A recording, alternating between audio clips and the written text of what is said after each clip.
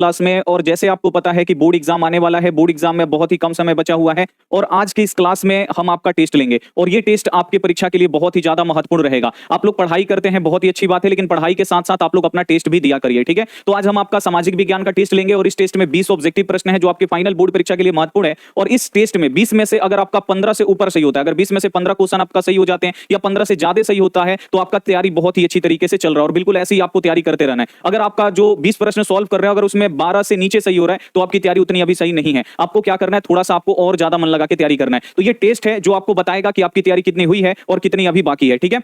तो इस टेस्ट को आप लोग एकदम शुरू से लेकर अंत तक देखिए और टेस्ट दीजिए और कमेंट में आप लोग क्या करिएगा, आपका जितना भी ये स्कोर आएगा 20 में से ईमानदारी पूर्वक आपका एकदम, इसमें आपको गड़बड़ी नहीं करना है, ठीक है ना। जितना आपका आए 20 में से जितना आपका ऑब्जेक्टिव क्वेश्चन सही होता है वो आप लोग कमेंट बॉक्स में जरूर देंगे और हम आपको हार्ट भी देंगे, दिल भी देंगे, ठीक है ना। तो चलिए, उससे पहले अगर आपको हमसे लाइव क्लास करना है, ठीक है ना, लाइव क्लास करिए, बहुत ही अच्छी तरीके से यहाँ पे पढ़ाई होता है। आप लोग हमारे व्हाट्सएप ग्रुप में जुड़ जाइए। हमारा व्हाट्सएप नंबर है 87 89 30 73 04। ये हमारा व्हाट्सएप नंबर है, आपको इस नंबर को सेव कर लेना है और व्हाट्सएप आप लोग चलाते हैं, इस पे आपको मैसेज कर देना है, सर मुझे व्हाट्सएप ग्रुप में जोड़ दीजिए। इधर से लिंक जाएगा, ग्रुप का लिंक जाता है, आप लोग दबा के ज्वाइन हो जाएगा। तो चलिए क्वेश्चन नंबर 1 पे चलते हैं और यहाँ पे आ चुका है, देखिए वही है, आप व्हाट्सएप नंबर भी यहाँ पे दिया, आप लोग मैसेज कर सकते हैं। चलिए क्वेश्चन नंबर हम लोग 1 पे चलते हैं और क्वेश्चन नंबर 1 यहाँ पे आ चुका है कि रूस में जार का क्या अर्थ होता है, यानी रूस में जार किसे बोलते हैं। इंपॉर्टेंट क्वेश्चन है, बोर्ड एग्जाम में आता रहता है, ठीक है ना। तो पूरा एकदम बढ़िया तरीके से टॉप 20 क्वेश्चन है एकदम, इसमें जो है ना वो एकदम आपका टॉप 20 क्वेश्चन एकदम इंपॉर्टेंट 20 ऑब्जेक्टिव क्वेश्चन है। रूस में जार का अर्थ क्या होता है, तो रूस में जार का अर्थ क्या होता है, रूस का सम्राट यानी रूस का राजा। इंपॉर्टेंट क्वेश्चन है और ये हिंदी में भी आता है, जो गांधी जी वाला चैप्टर है ना उसमें भी ये जिक्र है, तो आपको ये क्वेश्चन याद रखना है, ठीक है ना। रूस के राजा को क्या बोला जाता है, तो रूस के राजा को जार बोला जाता है। सम्राट का मतलब वही होता है, राजा या सम्राट, ठीक है ना। रूस के राजा को क्या बोला जाता है, जार। तो वही बोल रहे हैं रूस में जार का अर्थ क्या होता है, तो रूस में जार का अर्थ क्या होता है, सम्राट होता है। इसे आपको याद रखना। अब ये भी अगर रूस आ गया तो यहां से एक और क्वेश्चन आपसे पूछ देगा कि यहाँ पे जो समाजवादी शासन है ना, समाजवादी शासन का पहला प्रयोग कहां पे हुआ, तो समाजवादी शासन का पहला प्रयोग रूस में हुआ। ये क्वेश्चन ऐसे भी आपसे पूछ देगा कि दुनिया का पहला साम्यवादी देश कौन सा है, तो दुनिया का सबसे पहला साम्यवादी देश कौन है, रूस है। यहीं पे इसका सबसे पहले प्रयोग हुआ था। अगला क्वेश्चन, भारत में योजना आयोग का गठन कब हुआ, ये भी इंपॉर्टेंट क्वेश्चन है। तो भारत में योजना आयोग का गठन कब हुआ था, 15 मार्च 1950। इसे आपको याद रखना, ये भी बीबीआई क्वेश्चन है, ठीक है ना। और योजना आयोग का नाम बदलकर क्या कर दिया गया, तो योजना आयोग का नाम बदल के नीति आयोग कर दिया गया, ठीक है ना। और नीति आयोग कब बना, तो 1 जनवरी 2015। अब यहाँ पे ये भी क्वेश्चन आता है कि योजना आयोग या नीति आयोग के अध्यक्ष कौन होते हैं, तो योजना आयोग और नीति आयोग के अध्यक्ष कौन होते हैं, तो भारत के प्रधानमंत्री, ठीक है। इसे आपको याद रखना है। चलिए अगला क्वेश्चन पे हम लोग चलते हैं कि रूस के सांसद को क्या कहते हैं, रूस के जो संसद होते हैं उन्हें क्या बोला जाता है, तो रूस के संसद को हम लोग क्या बोलते हैं, ड्यूमा बोलते हैं। इसे आपको याद रखना, इंपॉर्टेंट क्वेश्चन है। रूस के सांसद को क्या बोलते हैं, ड्यूमा। इसे आपको काफी अच्छी तरीके से याद रखना। अगला क्वेश्चन है, एल्युमिनियम बनाने के लिए किस खनिज की आवश्यकता पड़ती है, यह भी बहुत ही ज्यादा बोर्ड एग्जाम में आता है, ठीक है ना, कि एल्युमिनियम बनाने में या एल्युमिनियम के उद्योग में किस अयस्क का प्रयोग करते हैं, तो एल्युमिनियम का अयस्क क्या है, ये बोर्ड एग्जाम में बहुत आता है। तो एल्युमिनियम का अयस्क कौन सा है, बॉक्साइड। बॉक्साइड से आपको याद रखना है एल्युमिनियम की प्राप्ति होती है, इसीलिए एल्युमिनियम के उद्योग में किसका हम लोग प्रयोग करते हैं, बॉक्साइड का। इसे आपको याद रखना है, बहुत ही ज्यादा इंपॉर्टेंट है। अगला जो क्वेश्चन है, निम्न में से कौन बीमारू राज्य है, तो आपको नाम याद रखना है। जो भारत है ना, इसमें 3 गो बीमारू राज्य। भारत में कितने राज्य हैं, तो भारत में 28 गो राज्य हैं और 7 गो केंद्र शासित प्रदेश है। इसे आपको याद रखना है। 28 राज्य में 3 बीमारू राज्य हैं। पहला है बिहार, दूसरा है मध्य प्रदेश, तीसरा है ओडिशा, यानी ये सभी क्या है, बीमारू राज्य हैं। डी वाला ऑप्शन आपका एकदम राइट हो जाएगा। अब यहाँ पे एक और क्वेश्चन आपसे पूछा जाता है, पिछड़ा राज्य कौन सा है, तो भारत का सबसे पिछड़ा राज्य यानी पीछे रहने वाला राज्य कौन सा है, तो आपको याद रखना है बिहार। जो बिहार है ये पिछड़ा राज्य, सबसे पीछे रहने वाला राज्य, इसे आपको याद रखना है। अगला जो क्वेश्चन है, भारत का सबसे बड़ा लौह अयस्क उत्पादक राज्य कौन सा है, यानी भारत में लोहा का उत्पादन सबसे ज्यादा कहां पे होता है, किस राज्य से लोहा को सबसे ज्यादा निकाला जाता है, जमीन के अंदर पाया जाता है, उसको खनन के द्वारा बाहर निकालते हैं, ठीक है ना। तो किस राज्य में लोहा का भंडार सबसे ज्यादा है, जमीन के नीचे, तो लोहा का उत्पादन किस राज्य में सबसे अधिक होता है, तो आपको याद रखना है कर्नाटक, ठीक है ना। कर्नाटक में लोहा का जो उत्पादन है सबसे ज्यादा है। इंपॉर्टेंट क्वेश्चन ये सभी आप लोग याद रखिएगा। और कॉफी, जो आप लोग कॉफी पीते हैं ना, जो कॉफी है, कॉफी भी सबसे ज्यादा कहां पे होता है, कर्नाटक में। इसे आपको याद रखना है। अगला जो क्वेश्चन है, जिस देश की प्रति व्यक्ति आय अधिक होता है वह देश कहलाता है।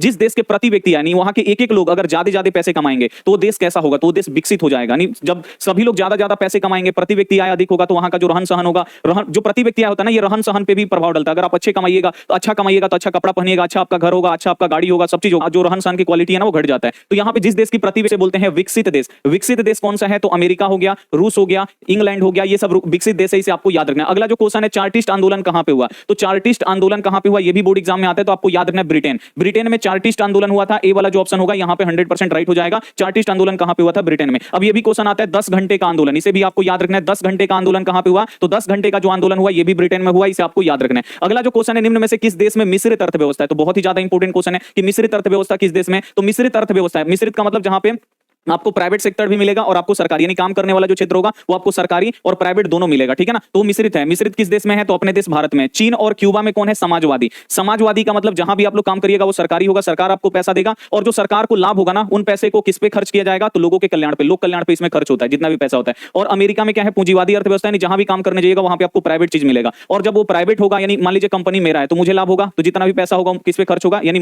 अगर हम लाभ कमाते हैं, हमारा कंपनी है, तो अगर हम जितना भी पैसे कमाएंगे तो क्या गरीबों में बांट देंगे? नहीं, हम अपने ऊपर खर्च करेंगे, ठीक है ना। तो यही क्वेश्चन आता है कि साम्यवादी शासन में अधिक बल किस पर दिया जाता है? तो लोक कल्याण पे, इसे आपको याद रखना। और मिश्रित अर्थव्यवस्था भारत में। अगला क्वेश्चन है, महासागर के तल में होने वाले कंपन को क्या कहते हैं? जब महासागर के तली में कंपन होता है, भूकंप आता है, तो क्या आता है? सुनामी आता है। सुनामी का मतलब जो समुद्र का पानी है ना वो एक बाइक बाहर निकलता है और उतना ही जल्दी से अंदर जाता है, तो सुनामी क्या है? तो समुद्री लहर है, ठीक है ना। और सुनामी कहां पे आता है? तो समुद्र में आता है, इसे आपको याद रखना है। तो महासागर के तली में जब कंपन होगा तो उसे क्या बोलते हैं? तो महासागर के तली में जब कंपन होता है तो उसे हम लोग बोलते हैं सुनामी, ठीक है ना।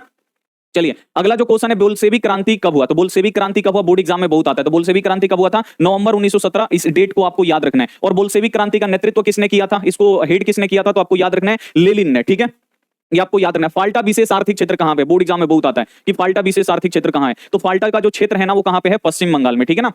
फाल्टा विशेष आर्थिक क्षेत्र कहां पे है? तो फाल्टा का जो विशेष आर्थिक क्षेत्र है ये पश्चिम बंगाल में है, इसे आपको याद रखना है। इंपॉर्टेंट क्वेश्चन है। फिर आपसे क्वेश्चन पूछेगा सुंदरवन कहां पे है? तो सुंदरवन भी आपको याद रखना है पश्चिम बंगाल में है, ठीक है ना। ये आपको याद रखना है। अगला जो क्वेश्चन है कि कौन सी नदी बंगाल के शोक के रूप में जानी जाती है? इंपॉर्टेंट क्वेश्चन है। तीन गो आता है। बिहार का शोक कौन सा है? बंगाल का शोक कौन सा है? असम का शोक कौन सा है? तो ये तीनों आपको याद रखना है। बिहार का जो शोक है वो कोसी नदी है, इसे आपको याद रखना है। पश्चिम बंगाल का जो शोक है वो दामोदर नदी है, और असम का शोक कौन सा है? तो आपको याद रखना है ब्रह्मपुत्र नदी। असम का शोक कौन सा है? आप लोग याद रखिएगा ब्रह्मपुत्र। एक बार फिर से बताते हैं, बिहार का शोक कौन सा है? तो कोसी नदी। पश्चिम बंगाल का शोक यानी जिससे बाढ़ आता है, जैसे बिहार है ना तो बिहार में बाढ़ किस नदी के कारण आता है? कोसी। तो कोसी नदी से जब बाढ़ आता है ना तो सब घर द्वार सब खत्म कर देती है, तो इसलिए इसे शोक के रूप में, अच्छे रूप में नहीं देखा जाता है। तो बिहार का शोक कोसी, पश्चिम बंगाल का शोक दामोदर, और असम का शोक ब्रह्मपुत्र नदी को बोलते हैं, इसे आपको याद रखना है। सुंदरवन कहां पे? अभी जस्ट हम आपको बताएं, सुंदरवन में जो है ना ये आपको याद रखना है, यहाँ पे टाइगर पाए जाते हैं, बाघ पाए जाते हैं। अगर क्वेश्चन आएगा कि सुंदरवन में कौन से जीव पाए जाते हैं तो बाघ पाए जाते हैं, और सुंदरवन भी कहां पे है? तो आपको याद रखना है पश्चिम बंगाल में। इंपॉर्टेंट क्वेश्चन है। भूमि, शांति और रोटी, ये तीन नारे किसने दिए? बहुत ही ज्यादा इंपॉर्टेंट क्वेश्चन है कि भूमि, शांति और रोटी, ये तीन नारे किसने दिए थे? तो आपको याद रखना है लेनिन ने दिया था, ठीक है ना। लेनिन ने दिया था, इसे आपको याद रखना है। एक क्वेश्चन और आता है, नई आर्थिक नीति किसने लागू किया था? तो नई आर्थिक नीति जो है वो लेनिन लागू किया था, इसे आपको याद रखना है। कब लागू किया था? 1921 में। तो ये सब बोर्ड एग्जाम में आते हैं, इसे आपको याद रखना है।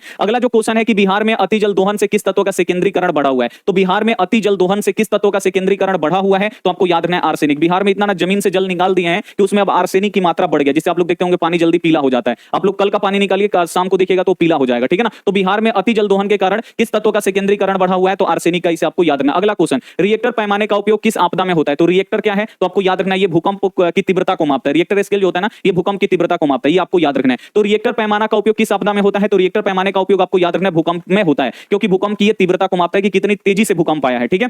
चलिए अगला यहाँ पे जो क्वेश्चन है, देश के बांधों को किसने भारत का मंदिर कहा? ये भी बहुत ही ज्यादा इंपॉर्टेंट है कि देश के बांधों को कौन बोले थे कि ये देश का मंदिर है? तो आपको याद रखना है भारत के पहले प्रधानमंत्री। भारत के पहले प्रधानमंत्री कौन है? तो पंडित जवाहरलाल नेहरू। और जो पंडित जवाहरलाल नेहरू है वो बोलते हैं कि जो देश का बांध है वही देश का क्या है? आधुनिक मंदिर है, इसे आपको याद रखना है। बहुत ही ज्यादा ये भी इंपॉर्टेंट है। नई आर्थिक नीति किसने लागू किया? देखिए आ गया ना क्वेश्चन कि नई आर्थिक नीति किसने लागू किया। इंपॉर्टेंट है ये भी कि नई आर्थिक नीति किसने लागू किया था? तो नई आर्थिक नीति किसने लागू किया था? लेनिन ने किया था, इसे आपको याद रखना है। कब लागू किया था? तो 1921 में। बहुत ही ज्यादा इंपॉर्टेंट है ये सभी क्वेश्चन। ये सभी क्वेश्चन आपको याद भी रखना है काफी अच्छी तरीके से। अंतिम क्वेश्चन देखिए, बिहार का शोक किसे कहा जाता है? ये भी काफी ज्यादा इंपॉर्टेंट है कि भाई बिहार का शोक हम किसे बोलते हैं? तो बिहार का शोक किसे बोलते हैं? तो बिहार का जो शोक है वो कोसी नदी है, ठीक है ना। बिहार का शोक, शोक का मतलब क्या? शोक का मतलब होता है कि मतलब अच्छा नजर से उसे नहीं देखते हैं, यानी विपत्ति होता है ना, वो वही होता है शोक विपत्ति। यानी जब बिहार में बाढ़ आता है ना तो ज्यादातर बाढ़ कोसी नदी के कारण से ही आता है, और जब कोसी नदी से बाढ़ आता है ना तो जितने फसलें डूब जाते हैं, घर हैं वो ढह जाते हैं। आप लोग वीडियो भी देखते होंगे, जब बाढ़ आता है तो मकान के मकान पानी में डूब जाता है, ठीक है ना। तो ये बहुत ही भयंकर बाढ़ लाती है, जिससे बहुत तबाही होता है, इसलिए इसे शोक कहा जाता है। तो बिहार का शोक कोसी नदी, उसी प्रकार पश्चिम बंगाल का जो शोक है वो दामोदर नदी, और असम का जो शोक है वो ब्रह्मपुत्र नदी, इसे आपको याद रखना है। तो अब आपका 20 क्वेश्चन हो चुका है, 20 क्वेश्चन का हम आपको टेस्ट लगवा चुके हैं। अब आप लोग यहाँ पे जल्दी से फटाफट आप लोग कमेंट करके बता दीजिए कि आपका कितना 20 क्वेश्चन में से कितना सही है, ठीक है ना। और हम आपका अभी नाम नहीं लेंगे, कमेंट में सभी बच्चों का रिप्लाई देंगे जिनका एकदम ईमानदारी से आपको बताना है। देखिए अगर आप ऊपर सही हुआ तो आपकी तैयारी बहुत ही गर्दा है, ठीक है ना।